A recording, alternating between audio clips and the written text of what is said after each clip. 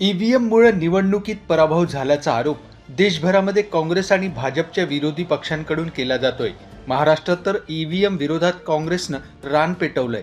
मात्र जादूटोणा झाल्यामुळे आपला पराभव झाल्याचा खळबळजनक आरोप एका उमेदवारानं केला.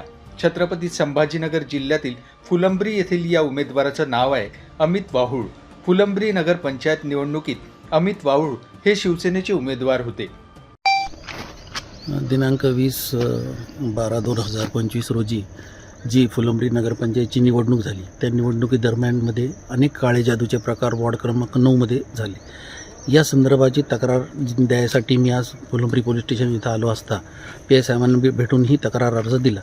या तक्रारीमध्ये माझा विषय असा आहे की 2013 कायद्याअंतर्गत अंधश्रद्धा निर्मूलन जे आहे, आपण पुरोगामी महाराष्ट्र म्हणतो आणि आजही ग्रामीण भागामध्ये खूप साऱ्या ठिकाणी अंधश्रद्धेसाठी लिंबू, काळी जादू, मिरच्या करून लोकांना घाबरण्याचा प्रयत्न करतात.